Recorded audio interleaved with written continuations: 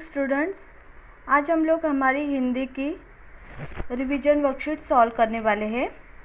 तो सबसे पहले आप अपना नेम, रोल नंबर, डिवीज़न अच्छी तरह से लिख लीजिएगा। ओके, अभी हम स्टार्ट करते हैं हमारी वर्कशीट, रिवीजन वर्कशीट। प्रश्न पहला, अधोरेखांकित शब्दों के भेद पहचान कर लिखिए। शब्दों के भेद मतलब संज्ञा, सर्वनाम, विशेषण, क्रिया, यह हमें पहचानना है। इसमें पहला है, तभी बगल की छत से आवाज़ आई। तो इस वाक्य में आवाज़ यह शब्द का भेद है और इस शब्द है और इसका भेद है। आवाज़ क्या होता है? संज्ञा में आता है, तो इसका आंसर लिखेंगे हम लोग संज्ञा। सेकेंड, डॉक्टर को घर बुलाकर बबलू को दिखाया। देखिए, घर यह जातिवाचक संज्ञा का रूप है, तो अंडरलाइन करेंगे घर के नीचे और लिखेंगे संज्ञा, सिर्फ संज्ञा शब्द लिखेंगे, जातिवाचक शब्द नहीं लिखेंगे, राइट ओनली संज्ञा। थर्ड, उसकी रेशम सी देह हाथों में झूल गई। उसकी, किसकी रेशम सी देह हाथों में झूल गई? तो उसकी यह क्या है? विशेषण, तो वहाँ पे लिखेंगे आंसर में विशेषण। फोर्थ, आसपास कई जगह फ़ोन किया। आसपास, क्रिया विशेषण, आसपास क्रिया विशेषण। 5, हम तो दोपहर से ही इंतज़ार कर रहे थे। हम, सर्वनाम, तो हम का आंसर लिखेंगे सर्वनाम। ओके, बढ़ते हमारे नेक्स्ट क्वेश्चन की तरफ। हमारा नेक्स्ट क्वेश्चन है प्रश्न क्रमांक 2, अव्यय पहचान कर उसका भेद लिखिए। जिसमें पहला है, रेफ्रिजरेटर की प्रसिद्धि के लिए विदेशी विज्ञापन अपनाया। अभी अव्यय में कौन से आते हैं? संबंध बोधक अव्यय, समुच्चय बोधक अव्यय, क्रिया विशेषण अव्यय और विस्मयादि बोधक अव्यय। तो के लिए, के साथ, ये शब्द जहाँ पे आता है वो होता है संबंध बोधक अव्यय। हमेशा, आसपास, इस तरह के शब्द के लिए क्रिया विशेषण अव्यय। और दो वाक्यों को जब और, किंतु, परंतु शब्द जोड़ते हैं वो होता है समुच्चय बोधक अव्यय। और जहाँ पे एक्सक्लेमेटरी मार्क होता है, विस्मयादि बोधक चिन्ह होता है, वो होता है विस्मयादि बोधक अव्यय। तो पहला है, रेफ्रिजरेटर की प्रसिद्धि के लिए विदेशी विज्ञापन अपनाया। देखिए, के लिए शब्द आया है, तो के लिए के नीचे अंडरलाइन करेंगे।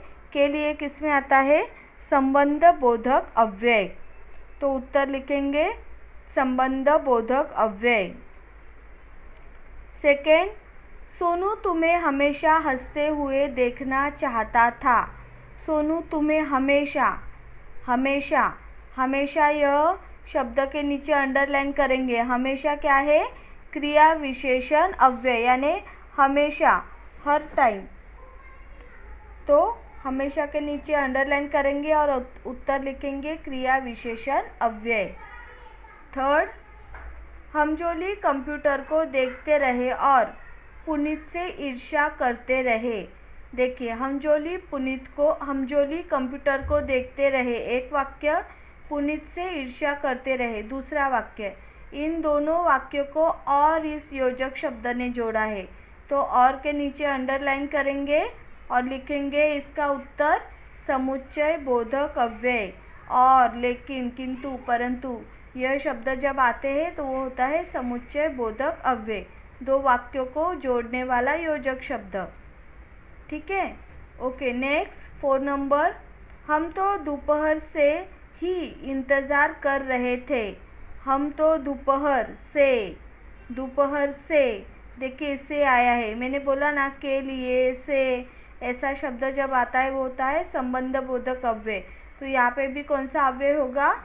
संबंध बोधक अव्यय। से के नीचे अंडरलाइन करेंगे और लिखेंगे संबंध बोधक अव्यय। नेक्स्ट 5 नंबर, अरुणा को समझ नहीं आ रहा था कि वह क्या करे। अरुणा को समझ नहीं आ रहा था, एक वाक्य, वह क्या करे। दूसरा वाक्य, दोनों वाक्यों को जोड़ा है की शब्द ने, तो यह कौन सा अव्यय है, समुच्चय बोधक अव्यय। क्लियर। बढ़ते हैं हमारे नेक्स्ट क्वेश्चन की तरफ। प्रश्न क्रमांक 3, कोष्टक में दी गई सूचना के अनुसार काल परिवर्तन कीजिए। अभी काल परिवर्तन, पहला है सामान्य भूतकाल में परिवर्तन करना है। सामान्य भूतकाल मतलब आया, आई, गया, इस तरह के वाक्य। तो पहला क्या है, तभी बगल की छत से आवाज़ आएगी। अभी जो वाक्य दिया है वो है भविष्य काल में आएगी, इसका हमें रूपांतर करना है सामान्य भूतकाल में। तो मतलब आया या आई शब्द वाक्य के लास्ट में आना चाहिए। तो उत्तर क्या आएगा, तभी बगल की छत से आवाज़ आई। ठीक है, तभी बगल की छत से आवाज़ आई। सेकेंड, मिट्ठू को कुछ समय के लिए खुला छोड़ दिया गया। मिट्ठू को कुछ समय के लिए खुला छोड़ दिया गया, इसका हमें करना है सामान्य भविष्यकाल में। भविष्यकाल, सामान्य भविष्यकाल, तो क्या होगा इसका, तो इसका उत्तर होगा मिट्ठू को कुछ समय के लिए खुला छोड़ दिया जाएगा। मतलब क्रिया होने वाली है, मिट्ठू को कुछ समय के लिए खुला छोड़ दिया जाएगा। थर्ड, सोनू को अपने माँ बाप से अलग कर दिया गया है। पूर्ण भूतकाल में परिवर्तन करना है। पूर्ण भूतकाल में सामान्य भूतकाल के पीछे था लगता है, मतलब गया, आया, आई, इसके लास्ट में लगता है था। आया था, गया था, आई थी, इस तरह से। तो देखते हैं यह वाक्य किस तरह से बनता है। सोनू को अपने माँ बाप से अलग कर दिया गया था। देखिए गया है वाक्य है, सिर्फ है निकाल के हमें वहाँ पे था लिखना है। सोनू को अपने माँ बाप से अलग कर दिया गया था। ओके, नेक्स्ट 4 नंबर, बच्चे मैदान में खेलते हैं। इसका अपूर्ण वर्तमान काल में, अपूर्ण वर्तमान काल में रहा है, रहे हैं, रही है, यह वाक्य के पीछे आना चाहिए। तो बच्चे मैदान में खेल रहे हैं, उत्तर क्या आएगा, बच्चे मैदान में खेल रहे हैं। ठीक है, नेक्स्ट देखिए 5 नंबर, सैनिक मशाल थामता है। इसका पूर्ण वर्तमान काल, पूर्ण वर्तमान काल में भी सामान्य भूतकाली वाक्य के पीछे है लगता है। पूर्ण भूतकाल में सामान्य भूतकाल के पीछे था लगता है और पूर्ण वर्तमान काल में सामान्य भूतकाल के पीछे है लगता है। तो सैनिक मशाल थामता है, इसका आंसर आएगा सैनिक ने मशाल थामी है। सैनिक ने मशाल थामी है। क्लियर। बढ़ते हमारे प्रश्न क्रमांक 4 की ओर। हमारा प्रश्न क्रमांक 4 है, रचना की दृष्टि से वाक्यों के प्रकार लिखिए। रचना की दृष्टि से वाक्य के 3 प्रकार होते हैं, सरल, संयुक्त और मिश्र वाक्य। सरल वाक्य में एक ही सेंटेंस होता है, संयुक्त वाक्य में 2 वाक्य होते हैं जो योजक शब्द से जोड़े जाते हैं, और मिश्र वाक्य में जब, जहाँ, इस तरह से शब्द होते हैं, यानी एक वाक्य दूसरे वाक्य पे डिपेंडेड होता है। तो देखते हैं पहला वाक्य, सभी के चेहरों पर अकुलाहट थी। देखिए सिंपल सेंटेंस है ये, इसमें कोई भी डबल सेंटेंस नहीं है, ना ही कोई एक वाक्य दूसरे वाक्य पे डिपेंड होने की तो बात ही नहीं है, क्योंकि एक ही सेंटेंस है। तो यह है सरल वाक्य, आंसर लिखेंगे सरल वाक्य। सेकेंड, इंसानियत का भी सबूत दिया होता तो ड्राइवर बच जाता। देखिए इंसानियत का भी सबूत दिया होता, ड्राइवर बच जाता। इन 2 वाक्यों को तो इस योजक शब्द ने जोड़ा है, तो यह वाक्य कौन सा है, संयुक्त वाक्य। 2 वाक्यों को तो इस योजक शब्द ने जोड़ा है, तो उत्तर आएगा संयुक्त वाक्य। 3, भाग्यशाली हूँ इसलिए बच गया। भाग्यशाली हूँ एक वाक्य बच गया दूसरा वाक्य, इसलिए यह योजक शब्द यूज़ किया गया है दोनों वाक्यों को जोड़ने के लिए।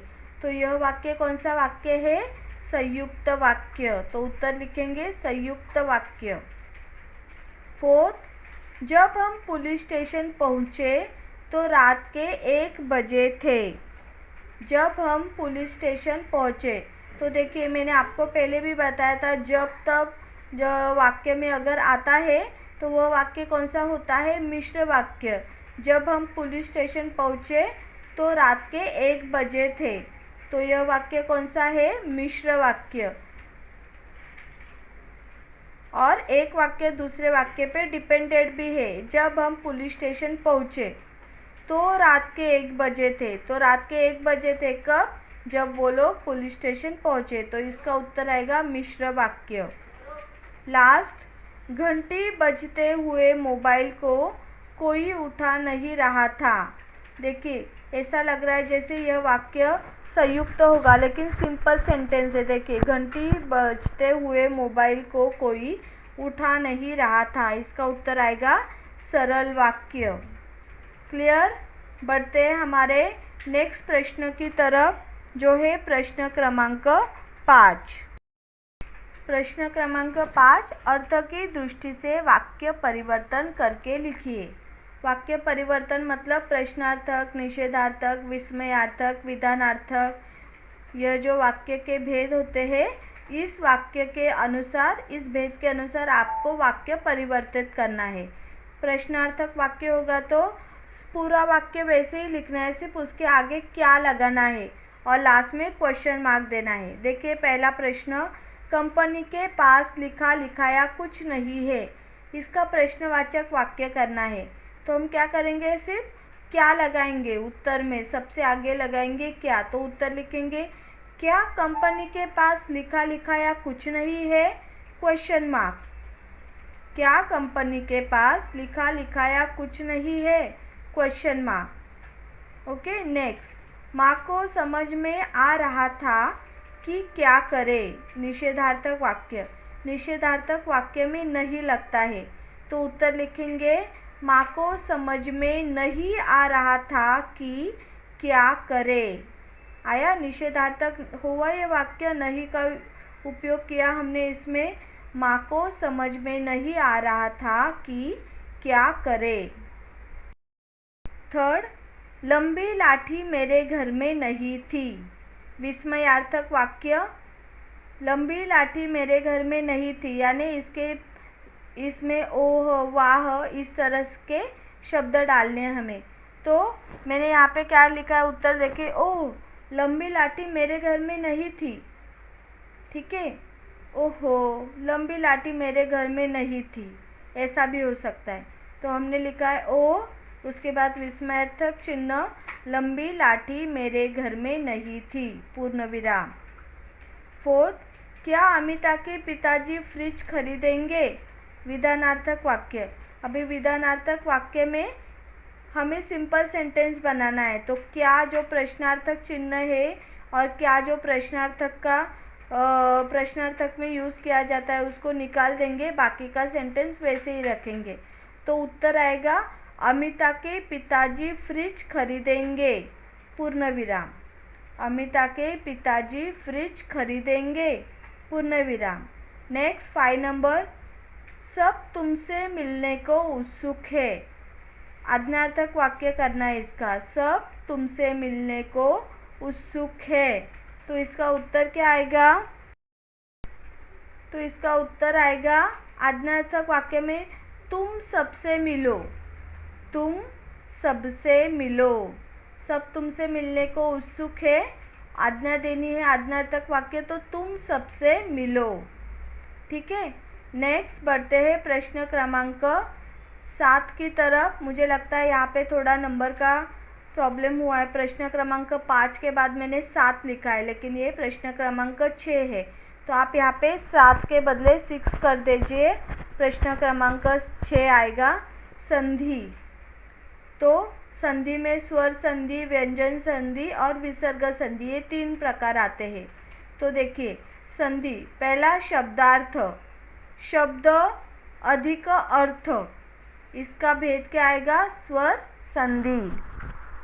सेकेंड, नरेश, नर अधिक ईश, स्वर संधि। थर्ड, संतोष, सम अधिक तोष। देखिए म के नीचे हलन का चिन्ह लगा है, जब म के नीचे हलन का चिन्ह लगता है तो वो क्या होती है? व्यंजन संधि। और स के ऊपर अनुस्वार है, तो जब अनुस्वार आता है शब्द पर तो उस शब्द का जो फोड़ होती है वहाँ पे उस शब्द में हलन का चिन्ह लगता है। सम प्लस तोष, व्यंजन संधि। 4, देवेंद्र, देव प्लस इंद्र, स्वर संधि। देव प्लस इंद्र, स्वर संधि।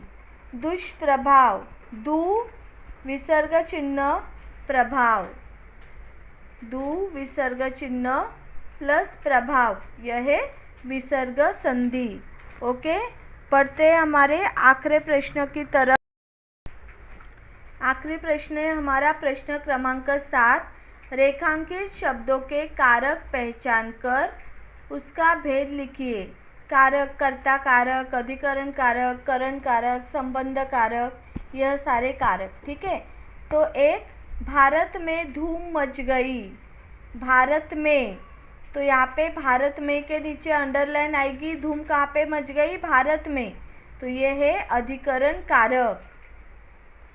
सेकेंड, वह किसी से पूछकर नहीं उड़ता है।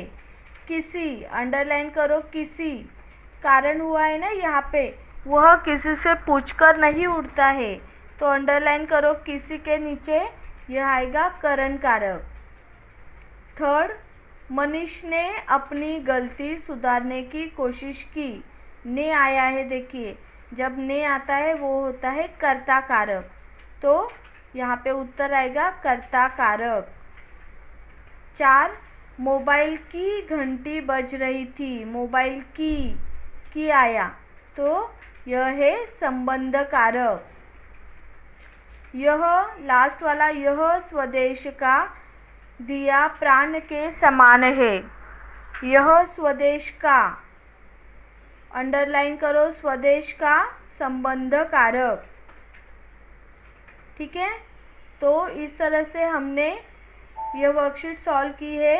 आप भी अच्छे से अच्छी हैंडराइटिंग में वर्कशीट सॉल्व करना। इसके साथ जो PDF आया है वो भी सॉल्व करना।